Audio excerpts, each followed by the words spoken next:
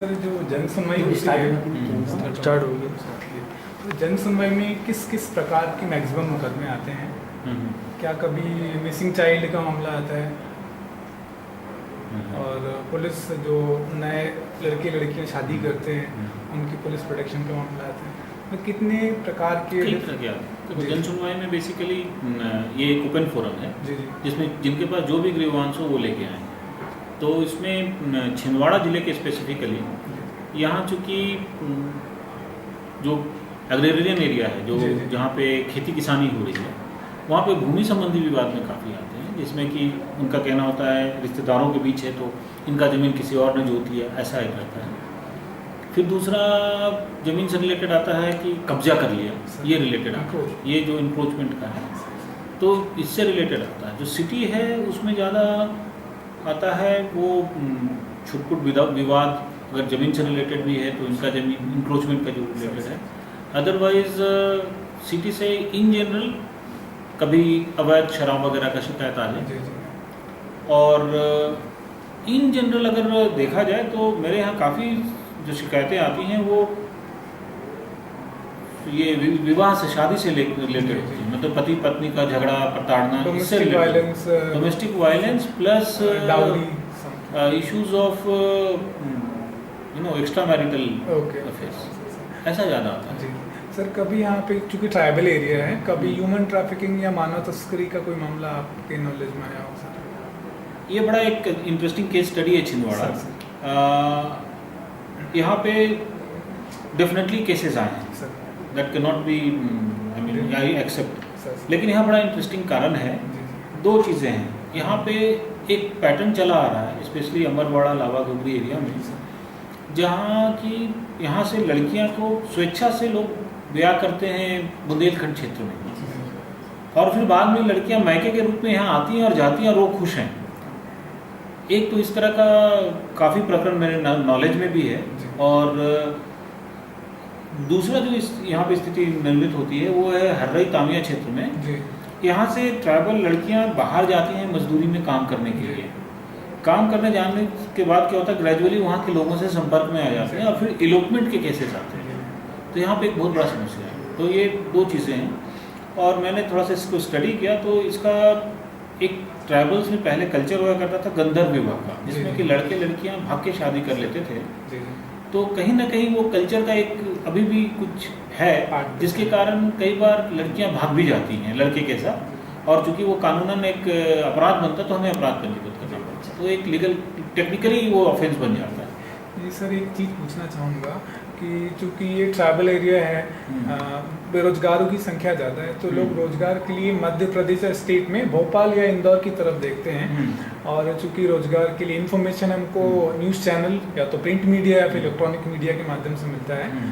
तो क्या मीडिया भी ह्यूमन ट्रैफिकिंग के लिए काम करता है? जैसे मिसलीडिंग एडवर्टीजमेंट देते हैं कि सपोज हमारा एक्सवाइजेड एक एजेंसीज है, ओपन भर्ती 16,000 करेंगे, ये तो क्या पुलिस कुछ ऐसा यूनिट या फिर कुछ ऐसा काम करती है कि वो जितने भी एडवर्टीजमेंट है उनको वेरीफाई करे कि क्या ये पर्सन सही है गलत है, क्या ऐसा वाकई इनकी एजेंसी तो रजिस्टर्ड है, क्या ऐसा कुछ? इसमें से बेसिकली अगर कोई शिकायत करता है तो हम उसका डेफिनेटली जांच करते हैं, लेकिन नॉर्मली हम संज्ञान में लेके उसको जांच नहीं करते हैं। लेकिन अगर कोई शिकायत आता है तो उसको डेफिनेटली जांच करते हैं। लेकिन मैं यहाँ पे करेक्ट करना चाहूँगा कि अनलाइक अर्बन एरिया और unlike an typical agrarian society, जहाँ पे कि लैंड का एक लिमिटेड कैरिंग कैपेसिटी होता है, उसके बियॉन्ड अगर 1 एकड़ ज़मीन में 15 आदमी हैं घर के, तो उसमें जो एक कहते हैं हिडन अनएम्प्लॉयमेंट वो दिखता है कि वो उनको कोई काम नहीं है तब भी वो कुछ खेत में ही कर रहे हैं, लेकिन एक अनएम्प्लॉयमेंट दिखता है। ट्राइबल कल्चर ऐसा नहीं होता,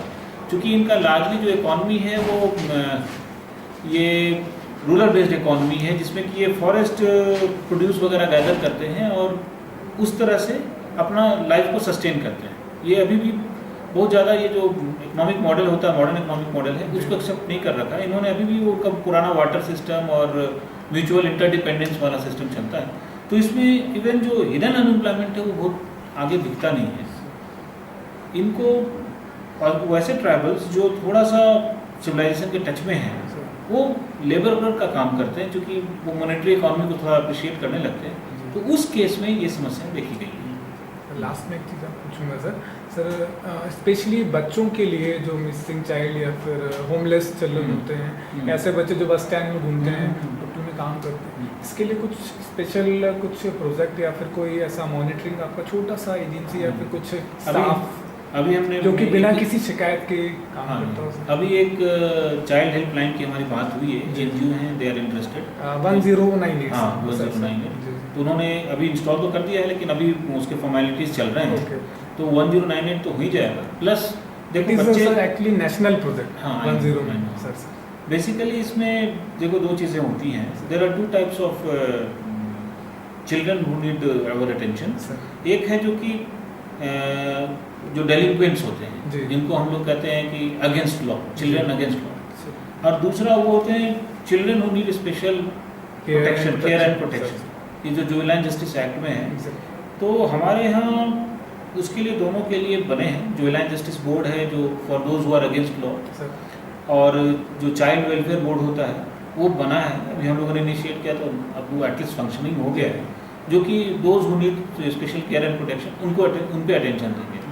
अभी मुझे महिला बाल विकास अधिकारी ने जानकारी भी दिया है कि एक एनजीओ भी चिन्हित हुआ है यहाँ, जो कि ऐसे बच्चों को प्रॉपर केयर लेंगे, क्योंकि जो जुवेनाइल जस्टिस बोर्ड में those who are against law, तो उनको तो हम भेज देते हैं बंदीगृह, जो बाल बंदीगृह नरसिंहपुर है वहाँ, लेकिन जो बच्चे who need special care and protection, उनके लिए हमारे पास अभी तक कोई इंस्टीट्यूशनल मैकेनिज्म नहीं था, लेकिन अब वो दैट हैज कम, और I am very hopeful you will see the change also, कि इस तरह के जो बच्चे खास करके रेलवे स्टेशन के किनारे और बस स्टैंड में रहते हैं, उनको हम लोग कुछ सपोर्ट दे पाएँ। चूँकि जुवेनाइल जस्टिस का बात हुआ, एक बात और पूछूंगा, कुछ जैसा कि सर कि माइनर्स की बात करें तो इनके लिए शायद इंटरिम बेल का प्रोविज़न ही नहीं है।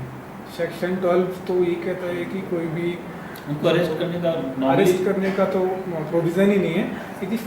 Normally what happens is under juvenile justice act, normally we don't those who are juvenile, they are not criminals, sir, है ना, they are against law, or maybe they need special care and protection, but they are not to be bracketed as criminals. लेकिन उसमें भी if I am not wrong 23-24 होगा, I am not very sure, section जो है वो इसको clear करता है कि those who are habitual offender और those who have who have developed this habit, वो सुधर नहीं पा रहे, तो उनके लिए भी वी कैन अरेस्टिंग तो खैर डिटेंशन है, और उनके लिए we can oppose their bail, and in that case they have to be put obviously in the बंदीगृह, जिसको हम कहते हैं ना, किशोर न्यायालय में किशोर बंदीगृह, बाल गृह, वहाँ रख सकते हैं, और अगर स्पेशल केस हो तो प्रिजन में भी रखा जा सकता है, वहाँ पर उनके लिए सेपरेट इंक्लोजर होगा। सर मैं एक्चुअली ये पूछना चाह रहा था कि यदि किसी मामले में कोई व्यक्ति जानबूझ के पूरी फैमिली को फंसाता है और इंक्लूडिंग कोई माइनर चाइल्ड ही फंस जाता है, तो उसे तो पहले तो बाल न्यायालय जाना ही पड़ेगा। डेफिनेटली, अगर 18 से कम का है तो उसको बाल न्यायालय जाएंगे, 15 का, और प्रोविजंस भी हैं, अब तो 18 हो गया, प्रोविजंस भी हैं कि अगर ऐसा पाया जाता है कि इस बच्चे को किसी ने प्रेरित किया अपराध करने के लिए, तो जो प्रेरित किया उसको भी आरोपी बनाने का प्रोविजंस है। जुवेनाइल जस्टिस एक्ट ये कहना चाह रहा था सर कि यदि इसने वाकई नहीं किया है तो भी वो उसको जाना ही पड़ेगा, वो अपनी बेल इंटर्न का जो प्रोविजन है वो भी नहीं है उसके लिए। यहाँ तो ऐसा कि मेजर नहीं, आपको मैं एक बात बहुत क्लियर कर दूँ, जी, उनको न्यायालय हम लोग नहीं पुट करते, वो जुवेनाइल जस्टिस बोर्ड में जाते हैं, जिसमें कि नॉर्मली तीन मेंबर, एक ऑनरेबल जस्टिस या मजिस्ट्रेट होते हैं, 2 और एडीजे लेवल के, एडीजे यहाँ तो शायद जेएमएफसी लेवल के हैं, तो और एक जो थोड़ा एस्टैब्लिश सिटीजन्स जो होते हैं, प्रतिष्ठित नागरिक वगैरह जो होते हैं, रेस्पेक्टेड सिटीजन्स, वो लोग रहते हैं 2। तो नॉर्मली वहाँ जब हम पेश करते हैं उनको, तो 90% केसेस में तो वो उनको रिमांड के लिए कहते ही नहीं, मतलब वहाँ भेजते ही, रेफर ही नहीं करते, उनको तो वहीं से छोड़ देते हैं। लेकिन अगर कुछ ऐसा हमने प्लीड किया, कुछ ग्राउंड लिया, तो उनको बंदीगृह भेज देते हैं। कोई स्पेसिफिक केस है क्या ऐसा? नो सर, इन जनरल देखो क्या है, दोज हु आर अबव 16, जैसे यहाँ पे आप बंद कर दो,